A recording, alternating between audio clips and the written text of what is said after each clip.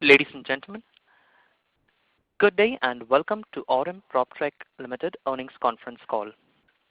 As a reminder, all participant lines will be in the listen-only mode, and there will be an opportunity for you to ask questions after the presentation concludes.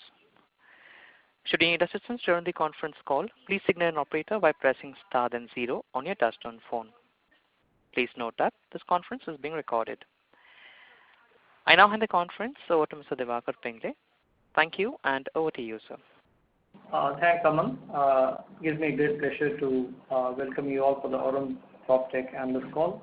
As you all know, pursuant to the closure of Open Offer earlier this year, the control and management of Majesco Limited is now with the Aurum Group. Post approval from board and annual general meeting held on 6 September 2021. The company's name changed to Aurum PropTech Limited in October 2021 from Majesco Limited. Representing the management today, we have Ashish Deora, founder and CEO, Aurum Ventures, Mr. Srirang Athalye, President, Aurum Ventures and Director, Aurum PropTech Limited, Mr. Onkar Shetye, Executive Director, Aurum PropTech Limited, and Mr. Kunal Karan, who is the CFO of Aurum PropTech Limited. As usual, I'd like to remind you that anything that is said on the call, which reflects any outlook for future or which can be construed as a forward-looking statement, must be viewed in conjunction with the that we face. These risks and uncertainties are included but not limited to what we mentioned in the prospectus file study and subsequent annual report, which you can find on the website. With that said, I'll now hand over the call to Srirang. Sri, over to you. Thanks, Diwakar, for the introduction. As you mentioned, this is our second call as Aurum management with the analysts. I will once again introduce Aurum in brief about what Aurum has done in recent past. We are a new age technology-driven real estate company with a track record of value creation in sectors like telecom, aviation, and renewable energy. Since then, we have successfully invested in multiple sectors. For last decade, we have entirely focused on real estate. Our real estate arm has delivered one of the best campuses built in India, namely Aurum Q Park. This project has been built with highest quality and safety standards. It hosts Indian and international banks like Axis Bank, ICICI, FirstRand of South Africa, Momentum Metropolitan Group, and Mizuho Bank of Japan. Despite of being privately owned, we have always adopted a very strong corporate governance and a transparency in our culture, which has enabled us to attract institutional capital and sovereign wealth funds in our various ventures. As a group, we have always focused on creating value for our stakeholders, which include our customers, capital allocators, investors, and our own team. We are also very focused on very important business aspects like advanced planning and prudent cash flow management. Our impeccable record of servicing debt, wherein every debt has been prepaid, I repeat, prepaid, is a testimony to our conservatism. I am personally invested in infusing and implementing sustainability initiatives to enhance our already existing ESG action plan, which is something that guides us and will continue to do so with renewed vigor, attempting to raise the bar with each new acquisition and with each passing year. Now I will hand over to Mr. Ashish Deora, founder and CEO of Aurum, a Harvard Business School alumnus and someone who understands technology and real estate intrinsically. Mr. Deora will elaborate on PropTech industry and Aurum PropTech vision. Over to you, Mr. Deora. Thank you, Shri. Thank you, Diwakar.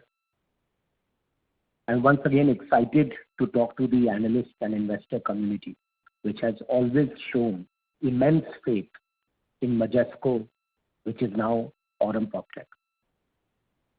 Post Majesco's disruption in InsurTech, we have solidly embarked on our second inning in this journey to disrupt real estate sector. All businesses are undergoing a massive transformation process globally. Digital adoption and technology acceleration are changing the rules of each sector. In India, real estate sector plays a multiplier effect in development of economy and is expected to reach a market size of $1 trillion by 2030. Due to benefits of RERA, GST and demonetization kicking in, institutional capital allocators are investing heavily in real estate in India. We believe that use of technology will be accelerated in Indian real estate sector and disruption is inevitable. At Aurum PropTech, we are keenly analyzing global trends and making them indigenous. We are creating an integrated PropTech ecosystem where buyers, sellers, tenants, homeowners, and investors will be able to experience real estate journey seamlessly. We soon intend to offer a super app as a single-stop solution to facilitate most of the stakeholders in real estate value chain. Globally, real estate companies are increasingly using technology to improve 1, customer experiences, 2, boost sales, and 3, increase operational efficiency. Companies are using data to build, sell, and manage their real estate projects. Here at Aurum, we are working with entrepreneurs who believe in our vision that PropTech will deliver multiple homegrown unicorns in the next few years. They share our belief that PropTech sector will deliver very successful companies inspired by what is happening currently in Indian fintech and global PropTech. Just to share, as on date, top 10 PropTech companies listed in US like Zillow, Opendoor, RealPage, and so on have combined market cap of $100 billion.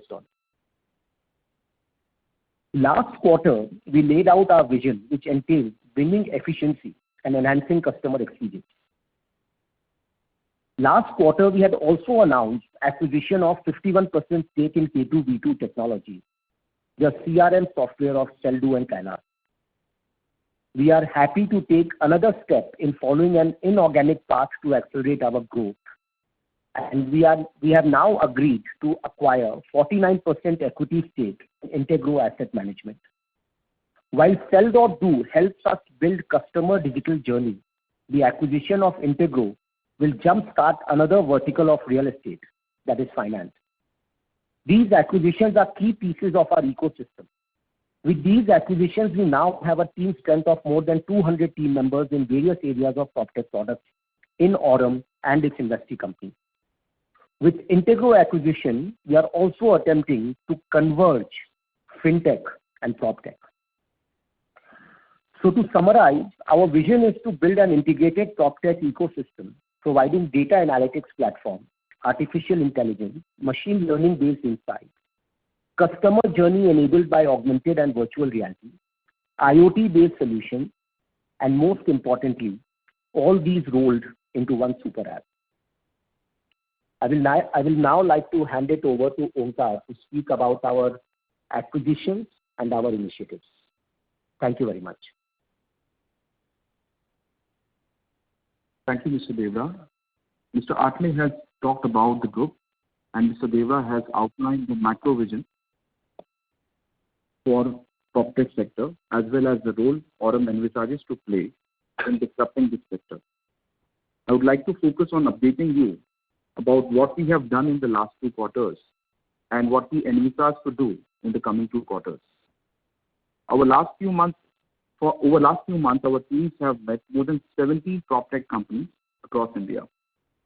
These teams went through various stages of due diligence, including technical, financial, and legal. We are continuing to evaluate more and more companies to align them with our PropTech ecosystem. We acquired K2V2 Technologies and have worked with their team to put them on a growth trajectory. This quarter, its annual revenue run rate increased to 18.8 crores. Its customer base stands at 485 B2B accounts. K2V2 is also launching B2B2C products under their Beyond Walls initiative in Pune. This will accelerate the revenue exponentially. We would also like to apprise you about our investment in Integro, which is a technology-led real estate asset management company focused on transformation of shared insights and effective processes. The investment is for a 49% stake for a value of 25 crore Indian rupees. Integro is headed by real estate veteran Ramashray Yadav. Integro provides investment management services by identifying and managing the real estate investments, functioning as investment manager to AIFs, including Integro Real Estate Asset Trust, Estate Trust, SEBI registered Category 2 AIF. Integro has synergies with K2V2 technologies, CRM software, and aggregation platforms, wherein K2V2 will be able to give data intelligence on real estate demand side and increase sales velocity of real estate projects. Integro will be able to bring in efficient investments in supply side and tap into projects where demand side data shows an upside. This investment is a crucial cog in our ecosystem. The investment in Integro also gives an opportunity for Aurum to converge fintech and proptech. Further on, we are also meeting and evaluating property management software companies, which will further add to the network effects of Integro and K2V2 technology. K2V2 taps into demand-side intelligence and demand generation. The property management software will be crucial for demand-side revenue management and collection. Thus, a real estate asset cycle will pass through software junctions of these two platforms, CRM and property management, where one works on demand generation and intelligence, the other works on demand-side revenue management and collection. The asset management fund also fits in ideally to invest into real estate projects with a monetization upside. In the past few months, our team focused on outlining the vision of creating an integrated PropTech ecosystem, which is focused on 4 core areas: customer digital journey, enterprise digital transformation, property management platform, and invest in finance. Now, over the next 2 quarters until March 2022, our focus area will be product strategy, integration, and go-to-market. We are in advanced stages of rolling out our integrated fulfillment center, Aurum Crex, and listing premium services, Aurum Listing. The team is working on building products with focus on advanced technologies like blockchain, data science, AI, and ML. We would like to open it to the forum and ask questions from you all. Thank you very much and appreciate your continued interest in Aurum PropTech Limited. Thank you very much. Ladies and gentlemen, we will now begin the question and answer session. Anyone who wishes to ask a question may press star and 1 on their touchtone telephone. If you wish to remove yourself from the question queue, you may press star and 2.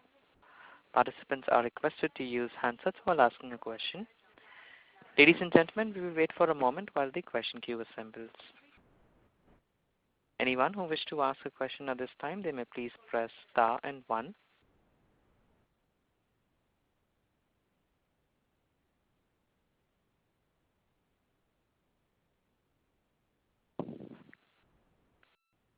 First question is from the line of Faisal Hawa from HG Hawa & Company. Please go ahead. Good afternoon and congratulations for the new acquisition. May I know that what is our team size at present, which looks at these various companies, and how well placed or qualified they are to really evaluate these kind of PropTech investments? And my second question is, you mentioned Zillow and a few US-based companies. So on which company are we trying to base our business model so that we can replicate that quickly here? And is there any kind of a R&D budget or something which we are having to develop any kind of products on our own also? So, good afternoon, Mr. Faisal Hawa. I'm assuming that your question is on three sides. One is that how are we evaluating these investments? Second is the global benchmarking of what we are trying to do. And the third one is, sorry, if you could repeat the third part of the question. My question was, do we have some kind of an R&D spend, where we could develop products on our own also, so that, we don't depend on acquisitions alone? Absolutely. The reason why we are evaluating acquisitions currently is because we wanted to jumpstart the PropTech journey. And when we started meeting companies around 5 to 6 months ago, we realized that they were extremely good entrepreneurs who were building these products. And we thought instead of rebuilding them, if we could work with these companies, that would create a collaborative model in our PropTech ecosystem. As Onkar outlined, we have met 70 odd companies at different phases, and different teams have met them. But we have only identified 2 companies till now which has crossed the investment stage. What is our sort of understanding of this? Considering that we kind of come from real estate sector, we believe that we understand the pain points of the real estate sector because of our experience in last 14 years in real estate. When we see a pain point and we see that somebody is trying to solve that, then we believe that it's a good investment potential. And then, of course, if the entrepreneur has a mid-term to long-term vision with us, only then we evaluate that. There should be growth mindset. There should be they should be led by technology, and they should be having an aptitude to create large corporations. These are the ways we evaluate an investment, of course, subject to legal, financial, and technical due diligence. There is also a 4-step process into this, where the first level is more of a business plan understanding, which happens with our business team. And then second level is in a tech demonstration, which is signed off by our technology team. Third is then they have to provide software. We do software testing of them on our own data, on our own business processes. And then fourthly, we kind of get onto how the business model and how the business plan can be improved if these companies start working with Aurum PropTech. So this is a 4th separate team which works independently and then report onto the investment committee to kind of take the investment into the next step. So that's how we are evaluating investments currently. As far as on a global benchmark, we believe that the companies like Zillow, like Opendoor, they have been in business for 5 to 10 years now, and they have created very interesting data sets, very interesting way how they navigate a buyer to buy apartments, to lease apartments, how they navigate a seller to rent apartment or to sell their apartment. And this is all now based on a smart understanding of the buyer, smart thinking of the buyer, which is possible from artificial intelligence and machine learning based insights. So that's essentially what we are trying to benchmark here in India. Similarly, on the property management side, there are companies like Yardi and RealPage. Yardi, of course, is privately held, but very large property management company.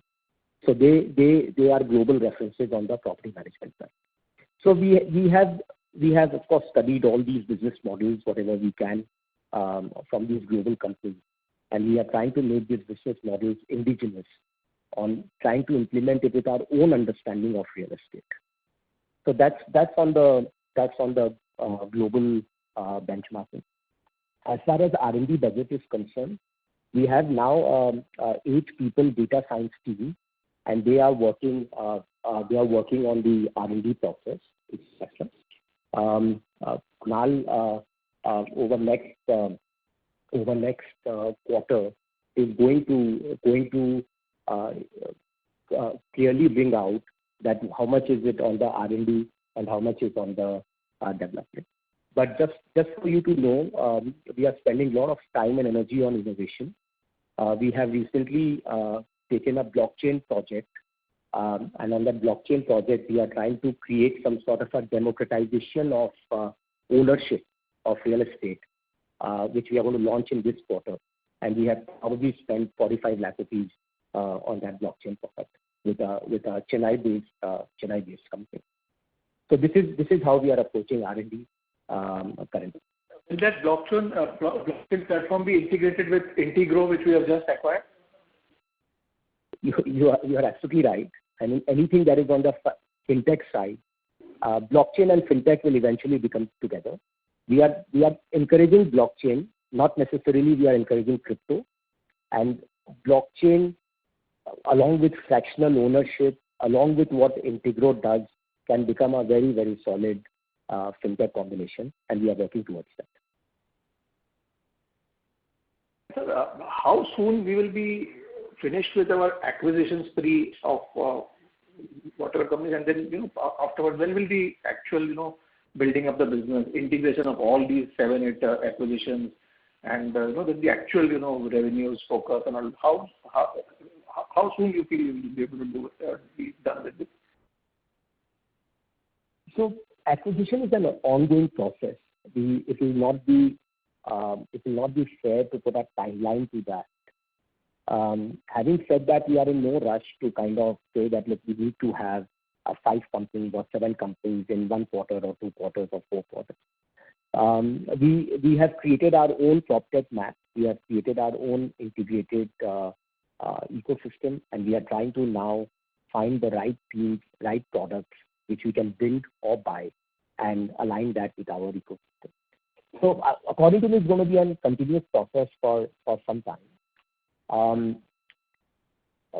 The businesses that we have already acquired are in any case generating revenue, right? So K2V2 revenue has only gone up over last few months or so. Acquisitions will continue, but simultaneously building of products are carrying on as well. So for example, as Onkar outlined, Aurum Listing and Aurum Crex, 2 products. One is which is a premium listing platform, and second is which is a fulfillment center, a 50-seater integrated contact center. These are going to be rolled out in this quarter itself. So both efforts will go on simultaneously to answer your question.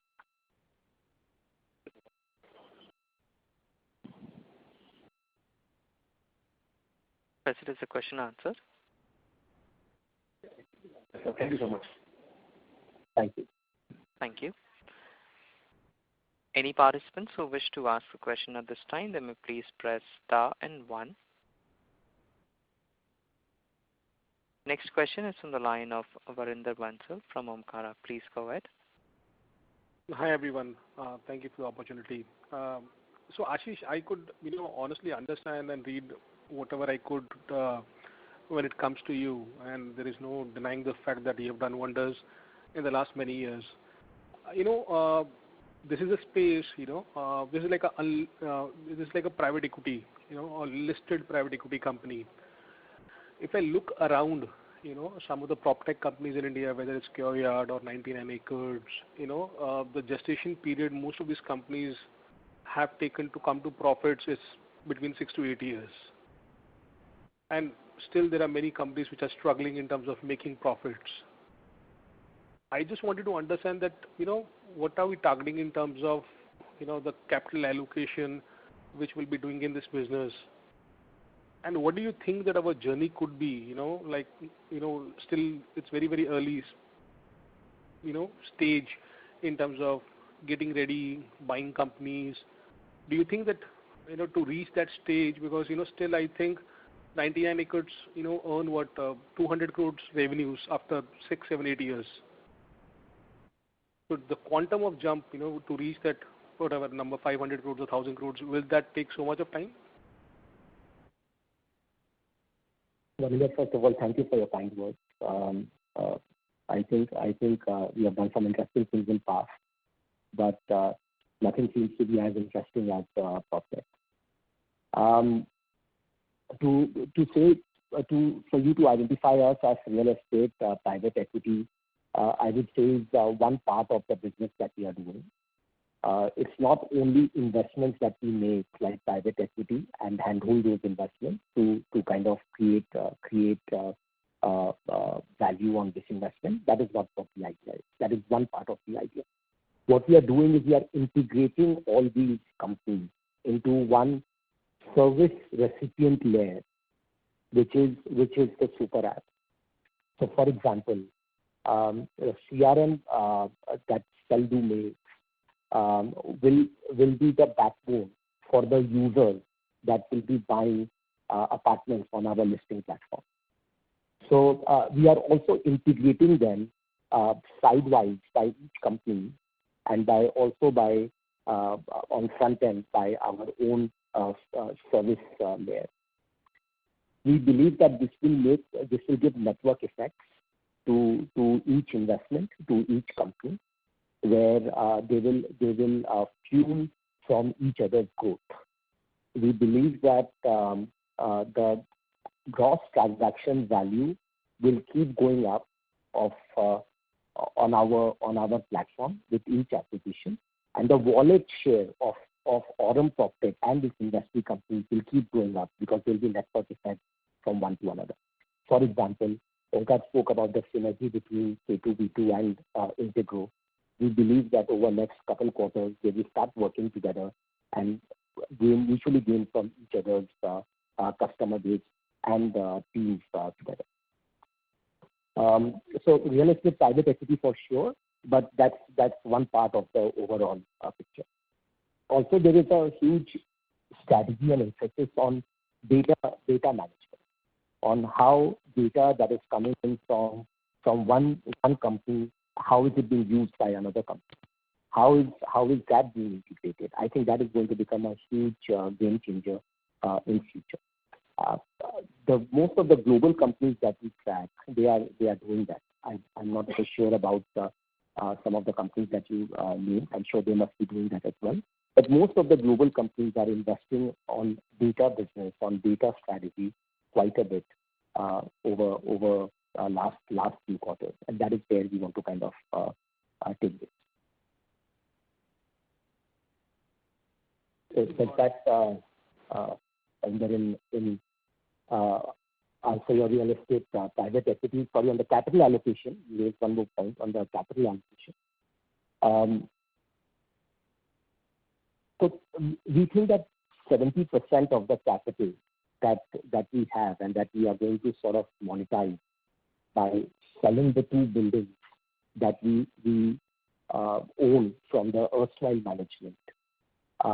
There's a certain number that we believe we will be able to capitalize, and 70% of that can be allocated to acquire strategic investments in some of these companies, and 30% can be done for R&D and development at the Aurum PropTech level.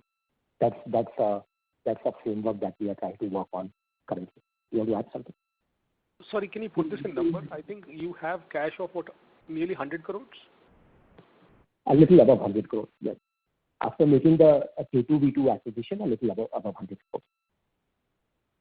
So the capex, what we are planning for, acquisitions to make a super app, what will be that number? So that number currently for year one is around 12 crores. It's not a very high number. It's done in-house with sub-outsourcing. So, but that is on the super app side. But a large sum of this is also, addition to this, is also being invested on data strategy. So I'm just trying to understand, Ashish, that since you run a lot of businesses, right? You have interest in a lot of businesses, and you will be the Karta Dharta of this company, Aurum PropTech, owning 35% stake. we will need money, right? Whether it is development of R&D expenses, as the earlier gentleman said. So are we earmarking some, whatever, 100, 200, 500 crores, or there is a commitment coming from your end, or any numbers, that kind of what we're looking at? So let's put this in three brackets. First is the cash that company has currently.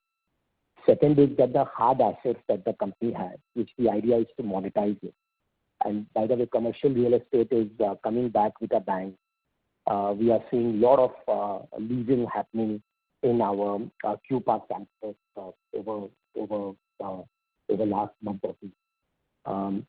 So we are fairly confident that we'll get a reasonable value for the two buildings that Majesco, that Aurum PropTech already owns from earlier times. So that is the second bracket. First is cash. Second is liquidating the hard assets of the two buildings. And third will be the future capital raising. And from our point of view, look, we are committed in this for a long time. So any amount of capital that is required to be brought in as shareholders, we are very happy to kind of invest and support the company, because this is going to be, according to us, one of the largest sectors going forward. But Onkar wanted to add something to your earlier part of the question. Please. To add to what Mr. Deva said, one primary difference between a couple of companies that you mentioned and ours is that our strategy is a mix of inorganic and organic growth, wherein we are acquiring companies which are already there in terms of software development. They have ready products. It needs some realignment with respect to integration into the larger ecosystem and platform. And these are revenue-generating products that we have acquired. For example, K2V2 is a revenue-generating product. The further product build here will only accelerate the revenue and go to market. Also, by focusing more on their go-to-market strategies, also will be able to increase their revenue opportunities exponentially.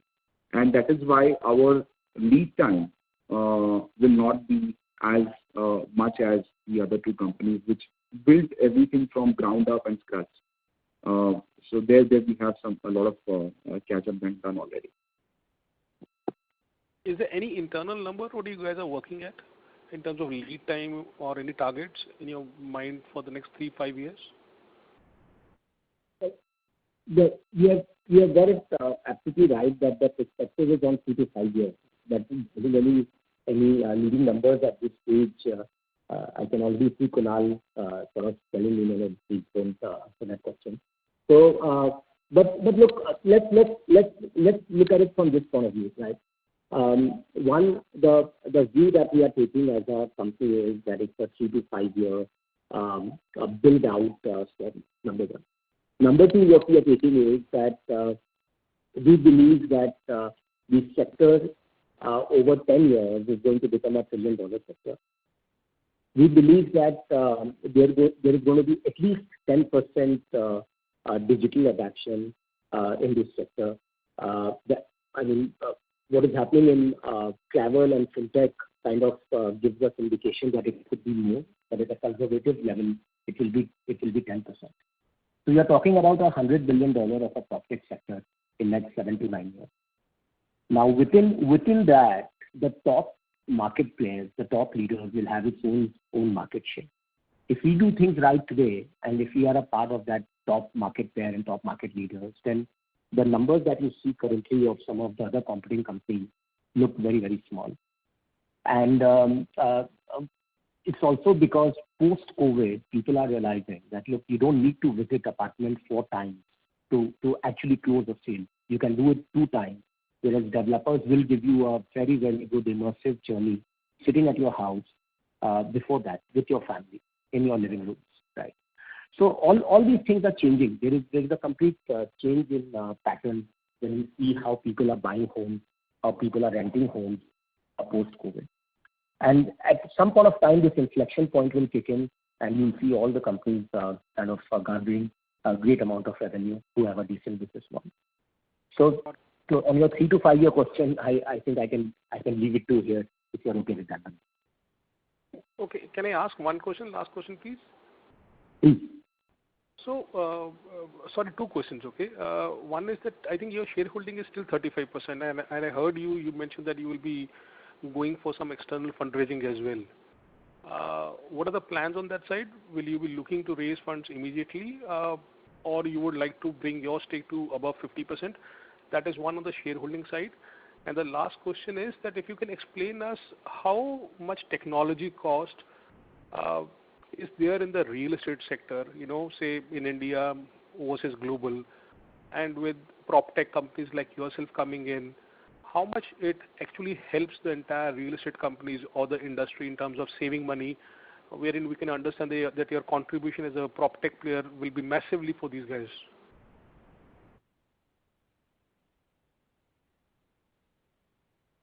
So when the 35% shareholding is actually something that comes out of two parts. The promoters of Majesco held 14%, which we bought into, and then we gave an open offer of 26%, and we could acquire only 21% in that. So that is how 35%. I mean, I wish this would have gone up to 40%, and we would have got subscribed the entire 26%, but that was not the case.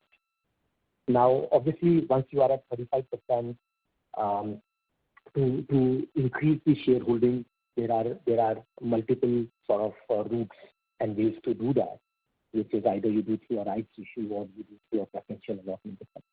Right? We believe that the company currently is already sitting on cash, which it needs to deploy over the next 3 to 6 months. Burdening it with more capital currently is not going to really help the capital table of the company. Having said that, we at Aurum level have a very, very strong balance sheet with almost zero debt, and at the right time we can invest tremendous amounts of equity in this business. Whether it increases the equity or it's in the form of a rights issue or something else, that is for the advisors and bankers to work on. Technology cost, Onkar, you want to talk about? Ananda, to answer your question, let me put the ecosystem vision in this part. So the benefits are three-pronged actually. One, the beneficiaries are B2B, the other is B2C, and the third is B2B2C. All three at some point of time interacting either with respect to ownership and purchase of the real estate asset, or managing the real estate asset, or selling the real estate asset. And all three benefits, all beneficiaries are going to get impacted in this way.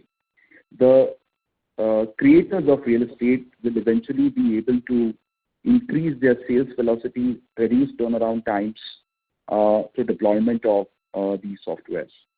They will also be able to better their consumer experience and brand experience, thus bettering their product proposition and brand recall value. Once the asset is sold, the asset owner, which is the B2C, will be able to efficiently manage this asset on a software-driven platform, and thus creating multiple opportunities of monetization or servicing that real estate asset. B2B2C, which is a huge ecosystem with respect to channel partners and brokers that are involved in various types of real estate, also will be able to benefit from this software-driven ecosystem. So the conversation actually moved away from what is the actual cost impact for the developer to this being a necessity to really get to that $1 trillion real estate market. That is where the conversation has happened, and COVID has been really the tipping point of this being looked as a cost initiative rather than being looked as a revenue force multiplier by B2B, essentially. No, got it. Thank you. I have no doubts in terms of the sector per se, because we have been very, very bullish on real estate sector since last 1 year, and I get those points. I was just trying to think about that. Since a lot of players in the same prop tech sector have not made money in the same, say, in the last 7-8 years, and prop tech as an industry is there since last 2 decades also, but we haven't seen a very big player emerging out of and very strong financially as well. So, what are the plans in terms of, Aurum to go and hit it in the right way? Because if it hits, then it will be big. But thank you so much. To your point, Vaninderji, actually what has happened is PropTech technology, software in real estate has definitely existed for quite a bit. But PropTech as an industry has only emerged from 2015. In fact, there's a company called MetaProp in the US who first termed the name PropTech. What has happened is there's a lot of heavy lifting that has been done already in the last 4-5 years. And there's a lot of learnings that these companies that are already into existence that have given us. The tipping point really has been the last 2 years, where adoption of technology has got inculcated in the DNA of real estate developers and also the consumers of real estate. And that actually is going to benefit us now, having entered in at the right time. Thank you so much. It's a huge field. Okay, I wish you and your entire team all the best. Thank you, Vaninderji. Thank you. A reminder to our participants, please press star and 1 if you wish to ask a question.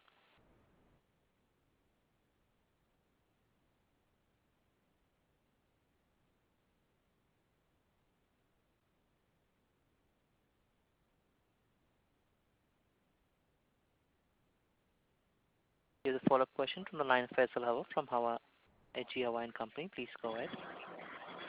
So I would just like to know what would be your style in really growing this company.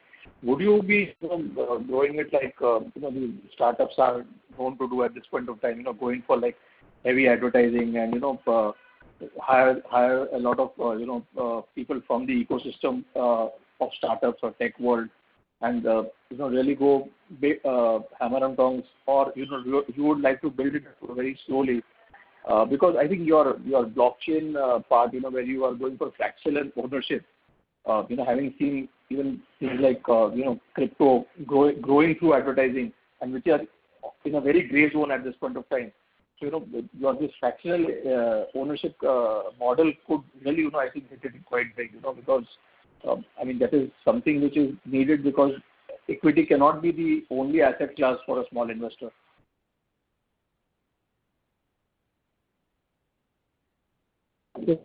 Faisal, you have picked on to that point, that how blockchain can actually democratize the equity investment in real estate sector, and we are working on that to roll out that product soon. Customer acquisition cost, which is a byproduct of heavy advertising, and paying a lot of salary, because currently there is so much demand for talent from all over industry is the two biggest challenge. The heavy advertising and talent acquisition are the two biggest challenge. And we have very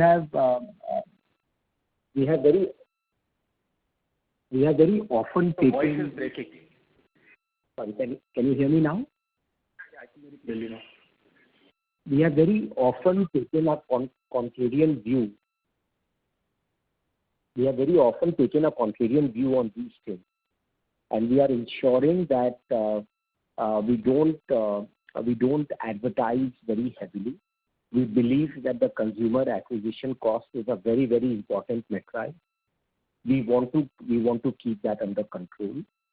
On the digital side, with some key team members, yes, we will have to compete with the market to get the right talent on board.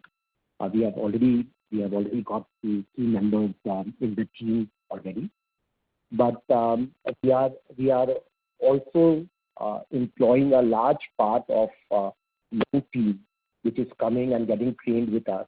These enthusiastic team members are typically 1 to 2 years of experience, and I think they are delivering reasonably well. Of course, attrition will be a big challenge in this. That's a challenge that the industry faces, and we are finding ways to deal with that. But we will not follow the current industry trend of heavy advertising and paying obnoxious amounts of salary for this. What we are also doing is we are leveraging our companies like K2V2, which already has a 200 plus team member, 200 plus team, and we are recruiting in Pune with K2V2 to sort of keep acquisition costs under control. People are comfortable to work in a place where there are already 60, 70 technology team members working. So it becomes a good sort of working environment for them.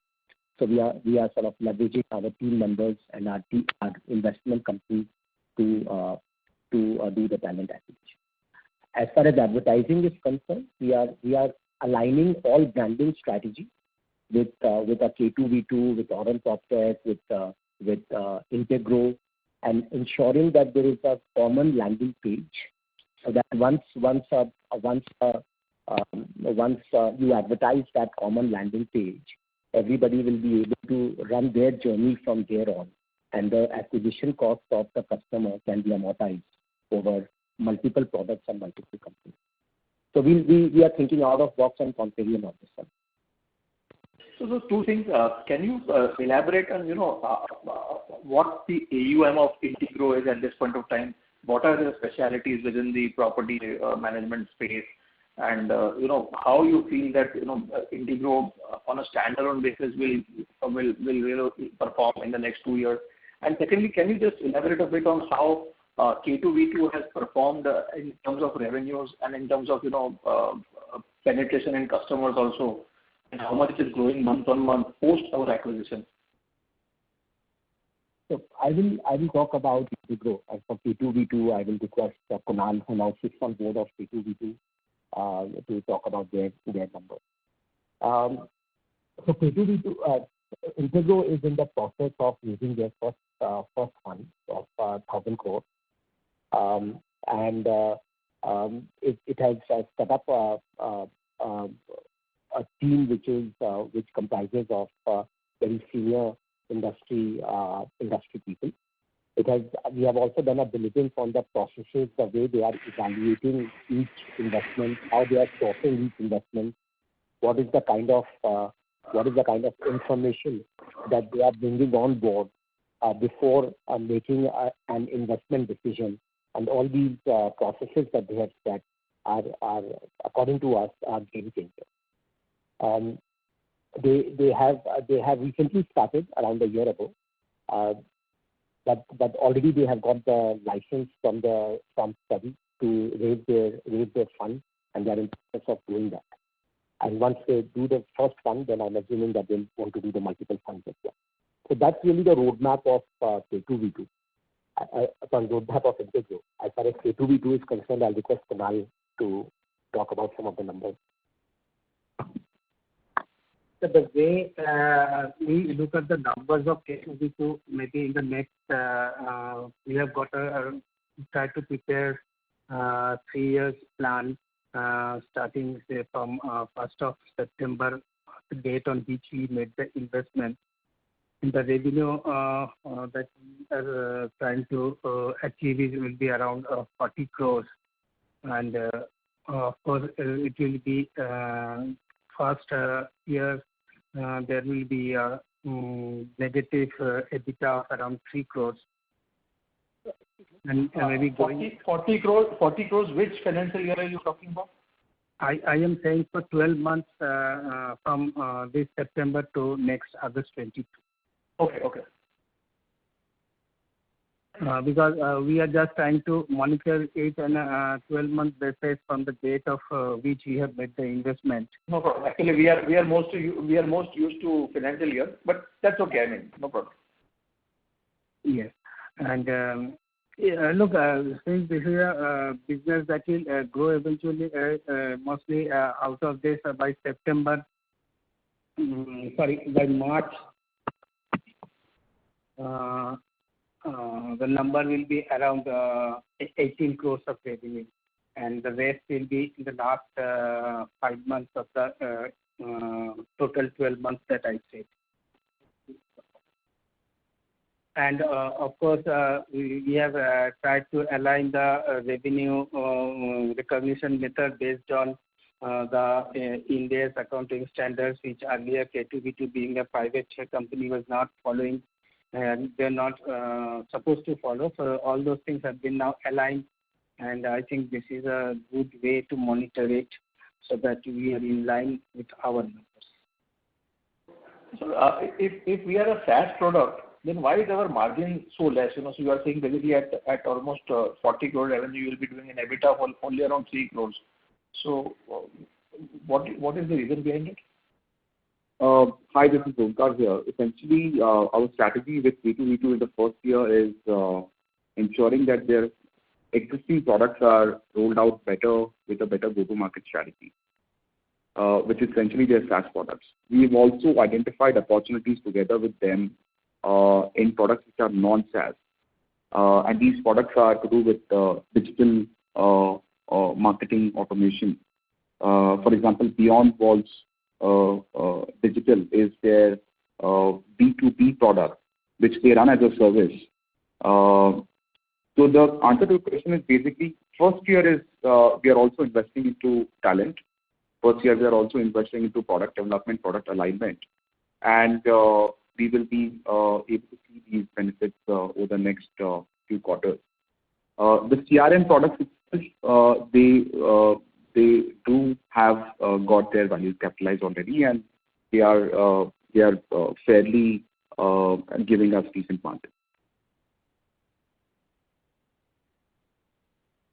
If these investments were not made, the margin would have been better? These investments in people and products are definitely required, because at some point of time, we need to exponentially increase the larger CDJ, customer digital journey side of ecosystem. Presently, only K2V2 only has got a CRM, not presently, but it had only a CRM product. But in addition to it, we also need to have a B2B2C, which is a channel partner-based CRM, and a B2B platform, which includes the ad automation and digital marketing. There's also R&D happening on the B2C products there, which will be products which will directly cater to the consumers of real estate, moving away from B2B strategy. So all these products are required to grow the business exponentially beyond only being the real estate CRM. Who are these 400 customers that we have? What is are they real estate developers or?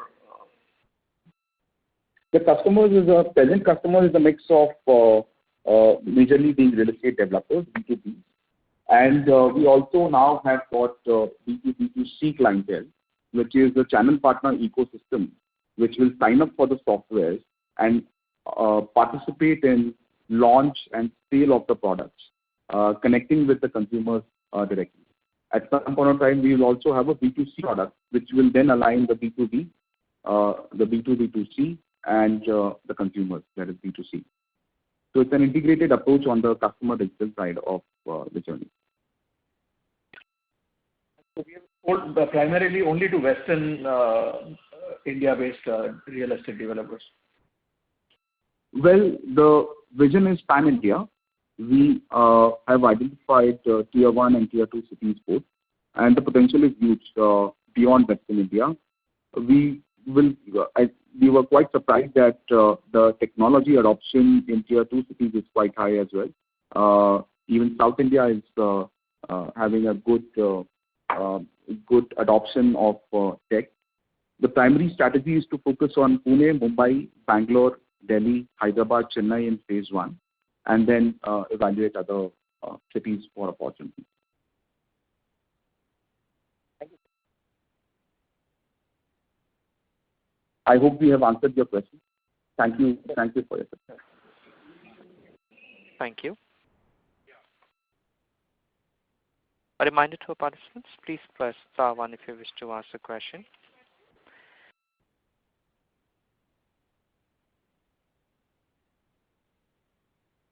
Ladies and gentlemen, that would be our last question for today. I now hand the conference over to the management for their closing comments. Thank you, and over to you.